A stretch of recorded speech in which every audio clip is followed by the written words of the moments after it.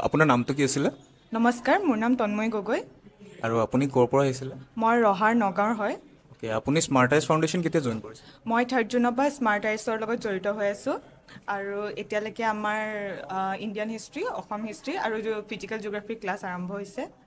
আৰু আপুনি ইয়াতে ক্লাছ কৰি কিনে কেনেকৈ পাইছে? বহুতখিনি ভাল লাগিছে। এতিয়ালৈকে আমাক দুজন ছাৰ আৰু এজনী মেমে পঢ়াইছে। সকলোখিনি ভাল লাগিছে। ৰাজ ছাৰ, ধন ছাৰ, দীপশিখা মেম সকলোৱে আমাক বহুতখিনি গাইড কৰিছে, কি পঢ়িব লাগে, কি পঢ়িব নালাগে, বহুতখিনি গাইড কৰিছে।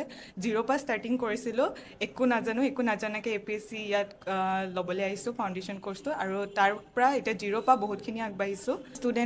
যিহেতু ষ্টুডেণ্টৰ লগত টিচাৰ্ছৰ ইণ্টাৰেকশ্যনটো বহুত ফেচ টু ফেচ হয়, আপুনি প্ৰত্যেকটো কথা টিচাৰৰ লগত ডাইৰেক্টলি ইণ্টাৰেক্ট কৰিব পাৰে, সেইটো এটা বহুতখিনি সুবিধা। যিহেতু বহুতে একো নজনাকৈ APSC প্ৰিপেয়াৰ কৰিবলৈ আহে, সেইখিনি ষ্টুডেণ্টৰ কাৰণে বহুতখিনি সুবিধা হয় যে আমি টিচাৰ্ছক ডাইৰেক্ট কৰিব পাৰোঁ যে কি পঢ়িব লাগে, কি পঢ়িব নালাগে, কেনেকৈ ধৰণে প্ৰিপেৰেশ্যনটো ষ্টাৰ্ট কৰিব লাগে, সেইখিনিৰ কাৰণে বহুত ভাল হৈছে।